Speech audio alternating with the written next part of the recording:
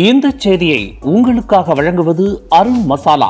1983 ஆண்டிலிருந்து தரத்துடன் தன்மை மாறாத அறுசுவை சமையலுக்கான அருண் மசாலா.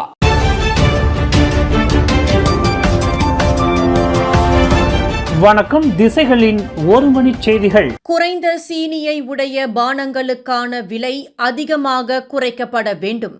வணிகர்கள் சம்மேளனம் கோரிக்கை. விரைவில் அறிமுகப்படுத்தவிருக்கும் குறைந்த இனிப்பு விலை குறைவு எனும் பரப்புரைக்கான ஆதரவை பெருக்க குறைந்த இனிப்பை உடைய பானங்களுக்கான விலை குறைப்பை 10 காசுக்கு பதிலாக இன்னும் கூடுதலாக குறைக்க வேண்டும். மலேசிய முஸ்லிம் உணவக நடத்துனர்கள் சங்கம் பிரஸ்மாவுக்கு அக்கோரிக்கையை முன்வைத்துள்ளார்.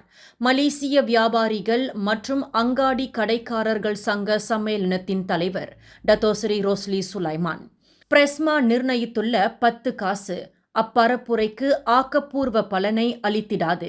காரணம், வெறும் 10 காசை மட்டும் குறைத்தால் யாரும் அதை கண்டு கொள்ள மாட்டார்கள். அதுவே 20 அல்லது 30 காசுகள் குறைக்கப்பட்டால் அப்போதுதான் அப்பரப்புரைக்கு நல்லதொரு பலனும் ஆதரவும் கிடைக்கும். மேலும் குறைந்த இனிப்புக்கான பரப்புரையில் வெறும் தேநீர், காப்பி மட்டுமல்லாது இதர வகை பானங்களையும் சேர்த்து கொள்ள வேண்டும் என ரோஸ்லி ஆலோசனை விடுத்தார். அன்றாட உணவு முறையில் மக்கள் குறைந்த சீனியை எடுத்துக்கொள்வதை ஊக்குவிக்க குறைந்த சீனி குறைந்த விலை எனும் பரப்புரை கூடிய விரைவில் அறிமுகப்படுத்தவிருப்பதாக உள்நாட்டு வாணிபம் மற்றும் வாழ்க்கை செலவின மீதான துணை அமைச்சர் ஃபூசியா சலே கடந்த சனிக்கிழமை கூறியிருந்தார். நாட்டின் 16வது பொது தேர்தலில் ஒத்துழைப்பது குறித்து அம்னோ தலைவர்களுடன் பாஸ் கட்சி அதிகாரப்பூர்வமற்ற பேச்சுவார்த்தைகளை நடத்தி வருவதாக அதன் தகவல் பிரிவு தலைவர் அஹ்மத் ஃபடில் ஷாரி கூறியுள்ள விவகாரம். பாஸ் கட்சியின் அந்நடவடிக்கையின் மீது தாங்கள் எல்லளவும் சந்தேகம் கொள்ளவில்லை என பெர்சத்து கட்சியின் தகவல் பிரிவு தலைவர் ரசாலி இட்ரீஸ் தெரிவித்தார். நடப்பில் மலாய் கட்சிகள் தனித்தனியாக பிரிந்திருக்கும் சூழலில் நாட்டின் 16வது பொது தேர்தலை ஒன்றிணைந்து எதிர்கொள்ள அத்தகைய ஒத்துழைப்பு அவசியமாவதாகவும் அவர் கூறினார். முவாஃபகாட் நேஷனலின் கீழ் மீண்டும் ஒத்துழைப்பை ஏற்படுத்திக் கொள்ள வேண்டுமானால் பெர்சத்து கட்சியை நிராகரிக்க வேண்டும் எனும் நிபந்தனை. அம்னோவின் அத்தகைய போக்கு தங்களுடன் ஒத்துழைப்பை ஏற்படுத்திக் கொள்வதில் அக்கட்சி ஆர்வம் கொண்டிருக்காததை புலப்படுத்துவதாக பாஸ் கட்சியின் ஆன்மீக பிரிவு தலைவர் ஹஷிம் ஜசின் தெரிவித்துள்ளார். மலாய்க்காரர்களின் முதன்மை கட்சிகளாக விளங்கும் பாஸ், அம்னோ, பெர்சத்து ஆகியவை ஒன்றிணைந்து இருக்க இணக்கம் காணப்பட்டிருந்தாலும் குறிப்பிட்ட தலைவர்களின் போக்கு காரணமாக அது நிறைவேறாமல் போயுள்ளது. மலாய் ஆட்சிகள் பிரிந்திருக்கக்கூடாது என கடவுள் வலியுறுத்தும் வேளை பெர்சத்துவை புறக்கணிப்பது அவரது உத்தரவுக்கு முரணான செயல். வேறு வழிகள் இல்லை என்றால் நாட்டின் 16வது பொது தேர்தலில் பாசும் பெர்சத்துவும் அம்னோவை எதிர்த்து களமிறங்கும் என ஹஷிம் கூறினார். கடந்த சனிக்கிழமை நாட்டின் 17வது பேரரசர் சுல்தான் இப்ராஹிம் சுல்தான் இஸ்கண்டார் அவர்களின் அரியணை அமரும் நிகழ்ச்சி குறித்து RTM வெளியிட்டிருந்த பதிவு தவறாக மொழிபெயர்ப்பு செய்யப்பட்டிருப்பதற்காக ஃபேஸ்புக் உரிமையாளரான மெத்தா நிறுவனம் மன்னிப்பு கூறியுள்ளது. நுட்ப ரீதியில் எழுந்திருந்த அத்தவறு சரி செய்யப்பட்டு விட்டதாகவும் தென்கிழக்கு ஆசியாவுக்கான மெத்தா நிறுவனத்தின் பொது கொள்கை பிரிவு இயக்குனர் ரஃபில் ஃப்ரன்கில் தெரிவித்தார். மலேசிய அரச குடும்பத்தின் மீது தங்கள் தரப்பு மிகுந்த மரியாதையை வைத்திருப்பதாக கூறிய அவர் நடந்த தவற்றால் பாதிக்கப்பட்டுள்ள அனைத்து தரப்பினரிடமும் மன்னிப்பு கோருவதாக அறிக்கை ஒன்றில் கூறியுள்ளார்.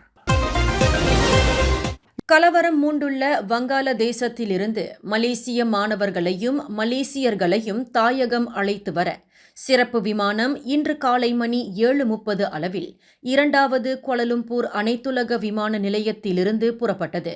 பிரதமர் டத்தோஸ்ரீ அன்வார் இப்ராஹிமின் உத்தரவின் கீழ் புறப்பட்டுள்ள ஏர் ஏசியாவின் ஏர்பஸ் A330 விமானம் டாக்காவிலுள்ள ஹஸ்ரட் ஷாஜாலில் அனைத்துலக விமான நிலையத்தை மலேசிய நேரப்படி காலை மணி 9:20 அளவில் சென்றடைந்ததாக கூறப்படுகின்றது.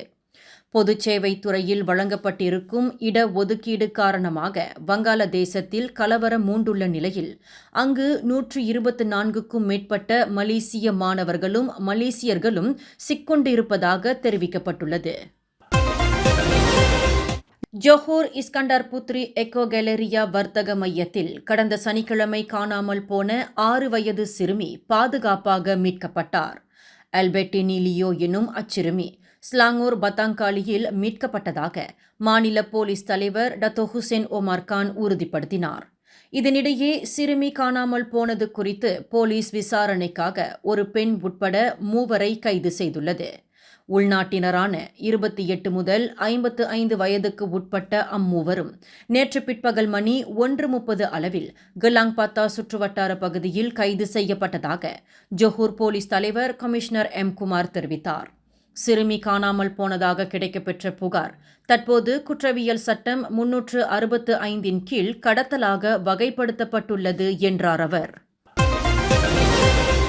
பினாங்கு ஆட்சிக்குழு உறுப்பினர் பொறுப்பிலிருந்து ஓய்வில் செல்லும்படி தம்மை யாரும் கேட்டுக்கொள்ளவில்லை என 2வது துணை முதலமைச்சர் ஜக்தீப் சிங் டியோ தெளிவுபடுத்தினார். கோலாலம்பூரில் சிகிச்சையை பெற வேண்டியிருப்பதால் தாமாகவே மருத்துவ விடுப்பில் செல்ல கேட்டுக்கொண்டதாகவும் அவர் கூறினார். தமக்கு கணுக்காலில் காயம் ஏற்பட்டு 2 ஆண்டுகள் ஆகிவிட்ட நிலையில் தற்போது அது மோசமாகியுள்ளதால் அதற்கான சிகிச்சையை பெற வேண்டி தாம் மருத்துவ விடுப்பை பெற்றுள்ளதாகவும் ஜக்தீப் குறிப்பிட்டார்.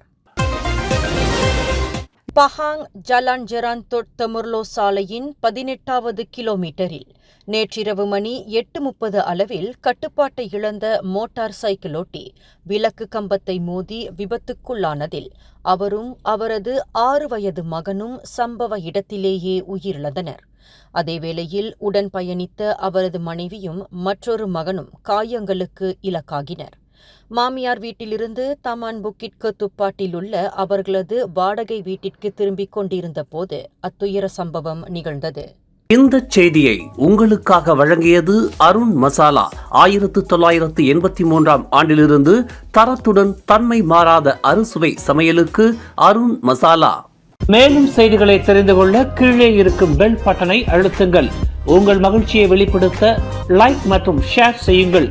தொடர்ந்து திசைகளோடு இணைந்திருக்க சப்ஸ்கிரைப் செய்யுங்கள்.